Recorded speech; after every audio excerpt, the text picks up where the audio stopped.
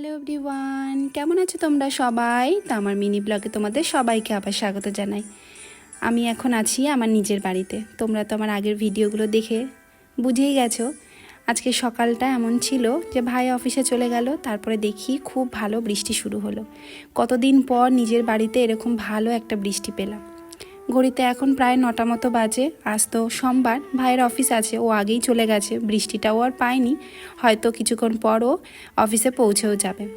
আমার হাজব্যান্ডকে ফোন করলাম, ও বলল আমাদের ওখানেও নাকি বৃষ্টি চলছে। আসলে গত দুদিন পর থেকে তো অম্বুবাচী শুরু হবে, এই সময়টা বৃষ্টি হয়। তা আমি বৃষ্টি দেখে একটু বাইরে চলে গেছিলাম। আমার যেহেতু জামাই ষষ্ঠী আমাদের বাড়িতে নিয়ম নেই, তাই পাশের বাড়ি কাকিমা আমাকে সুতো দিয়েছিল, ছোটোবেলা থেকেই আমাকে দিত, তাই সেই সুতোটা মা আমাকে পরিয়ে দিল। মাই আজকে রান্না করবে। আজকে আমাদের বাড়িতে ডাল, ভাজা, সবজি এইসবই রান্না হবে। সকালবেলা মাকে আমি সবজিটা ভালো করে কেটে দিয়েছিলাম।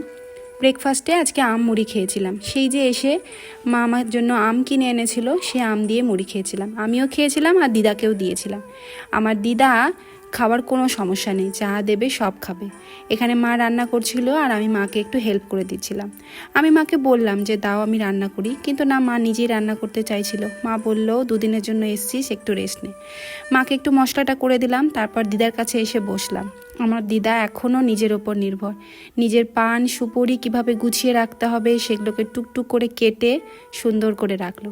দিদা আমার কাছে আবদার করেছিল যে আমাকে একটা ভালো দেখে বড় বক্স কিনে এনে দিবি, যেখানে আমার পান আর সুপুরি দুটোই আটবে।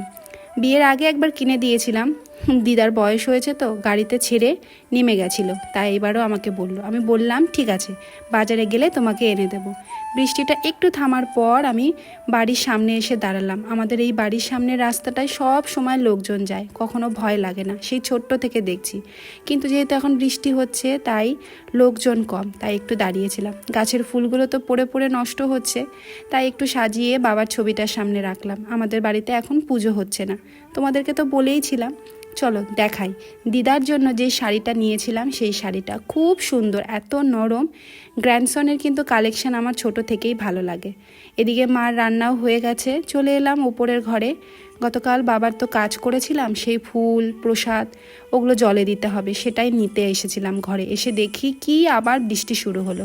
এই ঘরটার যে জানালাটা দেখলে, এখানে বাবা অনেকক্ষণ বসে থাকতো, হাওয়াটা খুব সুন্দর আসে। আমাদের এখানে আগে অনেক গাছ ছিল, এখন ধীরে ধীরে সব কিছু চেঞ্জ হয়ে যাচ্ছে, গাছগুলো কেটে দিয়েছে। বেশ কিছুদিন আমার মা আর আমার এই বাড়িটা আনন্দে থাকবে, কারণ এই বাড়িতে আমি আর আমার দিদা এখন আমার মায়ের সাথে আছি। দুপুর এখন একটা, মা দিদাকে খেতে দিয়ে দিল, দিদার খাওয়ার সময় হয়ে গেছে, চলে এলো আমার একটা পার্সেল।